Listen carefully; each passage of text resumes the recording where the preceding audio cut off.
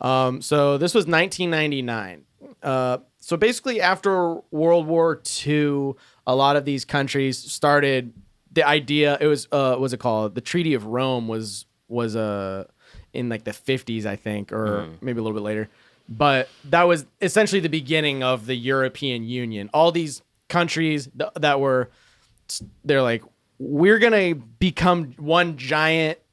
What do you call it? Sort of a commercialized zone, right? The idea is that we're gonna all share in commerce and tourism and all this stuff, and it kind of works sort of like the United States in a way, where it's like the idea was to get all on the same currency, which we now have, which a lot of Europe has, which is the euro. Besides, the UK, that was like their whole thing with Brexit. It was like, no, we're not doing euro. We're getting out of that. We're still doing the British pound. Yeah, right. And a few other countries still have their own currencies too. But before that, every single European country had their own currency.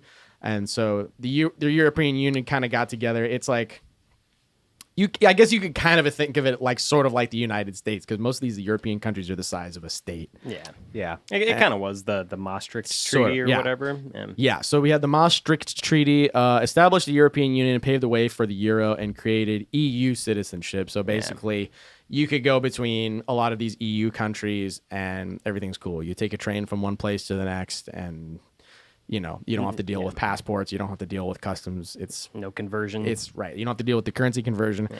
And then so eventually they worked their way up to 1999. They kind of set the deadline as we're going to all have this one same currency. There was a lot of fighting against that, but that's what a lot of them ended up going with. I wish I put the year on there for the treaty, but I do believe it was like 92 or something like that. Yeah. I want to say. Or the Maastricht Treaty was 90. It was like in the 90s, I think. But there were some other kind of intermediary steps before that. So it's really interesting how we have DigiCash being first sort of like proposed in 95, and then within the decade the euro existed basically 4 years later. Yeah. But they basically set the deadline as being 1999 back in the 70s or whatever. Okay. So they established that. They're like, we're going to do this by 1999. They just didn't know it would be digital back then. So yeah. Because how could they? Is the euro digital? It is a digital, or it was digital for the first couple of years, from what I understand. That's what they were saying, is that it didn't have a full rollout. It was implemented like, there was like a 3-year period. It wasn't fully in circulation until about 2002. Yeah, so by 2002, the banknotes and the coins actually existed. Which is smart, because again, like we were just saying, you can't do like overnight changes of stuff, because you're just going to have people running and hiding all their money under a mattress, or B, you're going to ruin the economy. Yeah. Right. Yeah. And so they basically, I don't know exactly how they did it. I was watching a video. They triangulated the prices between all these different countries' currencies and kind of just tried to squish them all together in one value that was sort of at parity with the dollar. Supposedly, it worked relatively well. In some places better than others, because like I'm sure. I heard about in Spain when they switched over to the euro, it was like a huge thing. Like it used to be like you go down to the corner store or whatever, you get a fucking bagel and a newspaper and a coffee or whatever, and each of those things were $1, and you're like, okay, $3.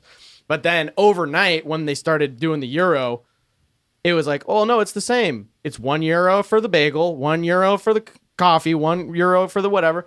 But they're like, yeah, but that's like costs 3 times as much money in reality. So it just, a lot of things went up insanely in price. Just 300% inflation. Yeah. Like on, not on everything, but it definitely caused some fucking problems. Yeah, they had some growing pains for sure. Absolutely. Yeah, again. It seems like a certain notorious individual was a fan of the euro, though, huh? Notorious.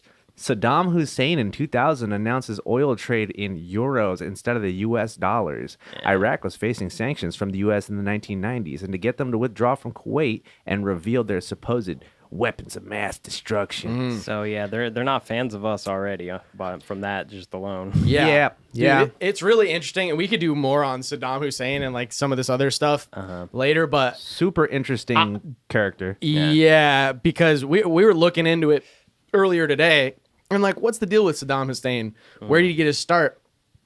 Apparently, Yeah. So Saddam Hussein was part of a 6-man squad that the CIA tasked with assassinating the Iraqi prime minister in 1959. So when he was like pretty young, he was basically hired by the CIA to stage a coup and basically mutiny the existing Iraqi government. And then so this is literally what happens over and over and over. It's like, on Dave Smith's podcast, what he says in the intro, the intro video, the theme song of his podcast. It's like, if you want to know who America's next enemy is, look at who they're funding right now. Yep. Ukraine. So Saddam was basically hired as like the CIA's guy. Like, you're going to go in and reshape Iraq in the way that we want you to. And then as time went along, he actually started kind of siding more with the USSR. He was like very against the US. And eventually it led to him doing all sorts of, war crimes and shit that he eventually got killed for. But he basically wanted to support, or he basically wanted to trade oil in euros instead of dollars, which was like a big deal. Because again, when the US goes off the gold standard, they are not relying on gold to be their backup for their currency. They're relying on oil. So that's why it's colloquially kind of known as the petrodollar. Which, by the way, there's not an actual official implementation or system for. It's just kind of one of those things that became associated together. It's just the de facto. It's just the way it is. Well, it's also interesting because he's probably got affiliates in British Petroleum too. Because they're one of the oldest facilitators of oil production in the world, and they've also staged several coups in Egypt against like Nasser and stuff. They had a bunch of different things where they tried to get America involved, and America was like, no, that's not our problem about your oil money. And so now it's not a problem until Saddam Hussein says, oh, fine, we're going to run this oil game in the euros, and then that's when things get really spicy. Man, BP out here leaving oil stains all across history, it seems, man. Right. Well, that's wild. So basically the idea is, we had a little thing about OPEC in here. I think we cut it, but basically because OPEC was started in the 60s, where it's it's like the, what is it called? The organization or petroleum exporting countries. So basically all these mostly Middle Eastern countries kind of got together and formed a giant oil cartel. And part of the agreement with doing the trade, which is where Nixon kind of came in too, was, started dealing with more global trade and global, they're like, okay, you can have, you can export oil to the rest of the world, but the catch is you got to do it in dollars. And so that's kind of where the happy medium was found, right? Because it's hard to find a happy medium between Saudi Arabia and the United States. They're very different places in a lot of ways. Culturally, just morally, religiously, they're not going to get along. But it's like, hey, if you use our money to sell your oil, we're all good. Because that is what makes the fucking world go round, is oil. Right. It is what it is. We all want solar and wind and nuclear and all that, but oil's what it is. Well, it's kind of funny how Dune is just basically an entire parallel about the oil trade. Arrakis, really? Arrakis, bro. Arrakis, that's what we're going to call this. Arrakis. It provides the one material that keeps the world running. Come on. And it's drugs. Well, it's spice. I know, the They spice. used to sell that in gas stations, man. What they doing over here on foreign planets looking for that shit? Just go down to your local corner store. But basically the moral of the story is, don't fuck with the oil. Don't fuck with the U.S. Don't fuck with the dollar, or they'll get you. And yes. And it's like, that's in 2000. 9/11 was 2001. When did we invade Iraq the second time? Was that 2002? 2002 or 3? 2002 or 3? Nuts. There's no coincidence at all. It's so obvious what it was about, Right? Yeah. It's so obvious. And it's like, we got to take them out. Like, weapons of mass destruction. Weapons of mass destruction.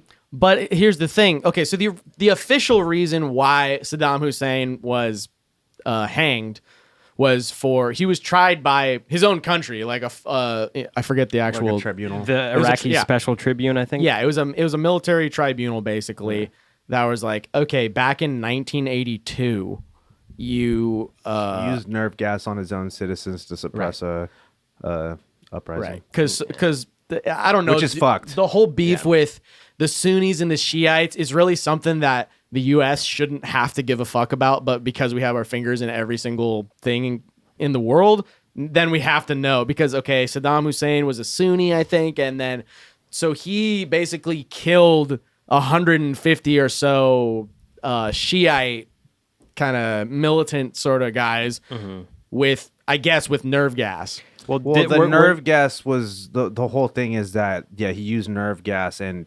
non-combatants were killed with the nerve gas as well. Right, which goes against the whole problem. what? With nerve gas, you can't use anybody uses nerve gas. Period. It's war crimes. The Geneva Convention, right? Yeah. You but I mean, Iraq's not even part of that, is it? Doesn't matter. But even then they were like, no, doesn't matter. But here's the question for you: if he had never gone against the dollar, would that have ever come to pass? I mean, he's always been criticized. He's always been criticized for it. It's always been like the stain that's been like put up front because it is easily the worst thing he did. Right. Well, I mean, like the most despicable thing. Despicable, yes. In terms of quelling an uprising, they were trying to get rid of him essentially. These 140 military forces. Yeah. So that stuff's crazy though. It's also crazy to think that that's the 80s that happened. That something with such a barbaric weapon. That's what I'm saying. It is a barbaric method of combat was used so recently. That's like in our parents' lifetime. Yeah, that's crazy. The symptoms of that are extremely unpleasant and include liquid coming out of every hole in your body. Yeah, it's the worst. It's like on the level of nukes, but even worse, I think, because at least with nukes you're vaporized. You're nukes instantly. Are practically humane by comparison. Yeah, no, like it's super inhumane. It's the most despicable shit to use nerve gas. Right. There's plenty of other world leaders that have done things that could be considered crimes against humanity that were not like hanged on national television. Right. That's what I'm saying. That part too, though, it is really clear what it was about. And again, the fact that it was on TV, we all saw that on TV as a kid. We all saw that on TV as a kid. And what other world leaders have you seen? Well, hey, there's another world leader calling actually. up some deep memories, bro. Yeah.